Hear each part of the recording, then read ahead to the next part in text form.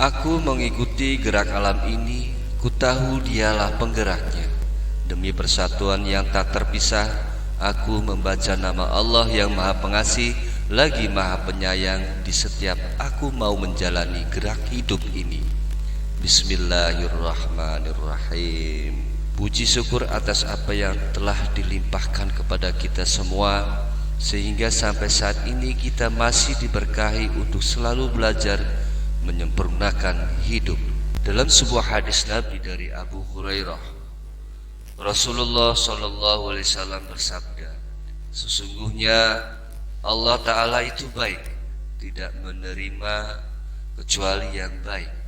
Dan sesungguhnya Allah memerintahkan orang beriman sebagaimana Dia memerintahkan para Rasulnya dengan firman-Nya, wahai para Rasul, makanlah yang baik-baik dan beramal solehlah. Dan Dia berfirman, wahai orang-orang yang beriman, makanlah yang baik-baik dari apa yang kami rizkikan kepada kalian. Kemudian beliau menyebutkan ada seseorang melakukan perjalanan jauh dalam keadaan kumal dan berdebu. Dia mengadahkan kedua tangannya ke langit seraya berkata, ya Rob, ya Rob. Padahal makanannya haram, minumannya haram, pakaiannya haram, dan kebutuhannya dipenuhi dengan sesuatu yang haram. Maka jika begitu keadaannya, bagaimana doanya akan dikabulkan? Hadis riwayat Muslim. Zaman sekarang banyak orang berkata mencari yang haram saja susah, apalagi mencari yang halal. Mereka melegalkan segala cara untuk mendapatkan makanan yang haram, padahal gara-gara makanan, doa kita tidak bisa diterima oleh Allah. Ibnu Abbas berkata kepada Sa'ad bin Abi Waqqas, berkata kepada Nabi Muhammad SAW, ya Rasulullah, doakanlah aku agar menjadi orang yang dikabulkan doa-doanya oleh Allah. Apa jawaban Rasulullah?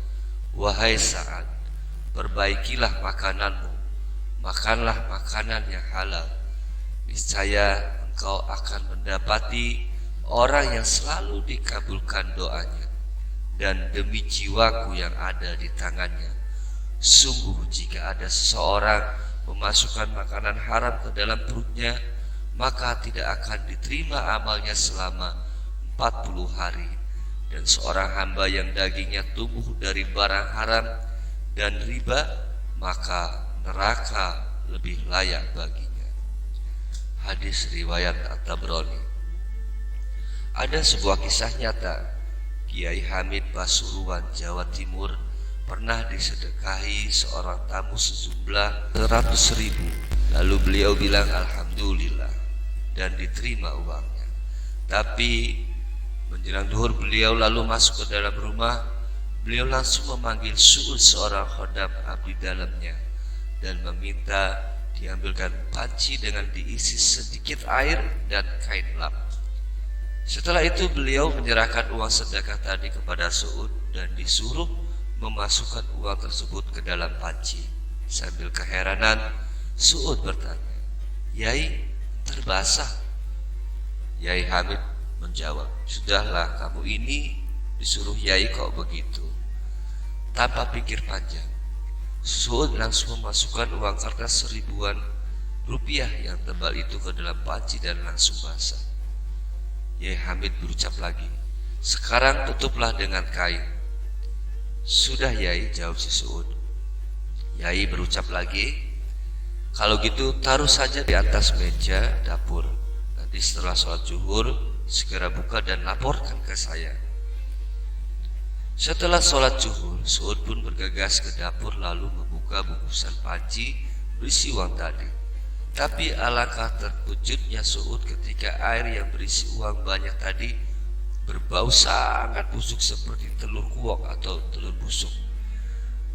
Dan uangnya sudah tidak berbentuk uang. Lalu bergegaslah Su'ud menemui Kiai Hamid.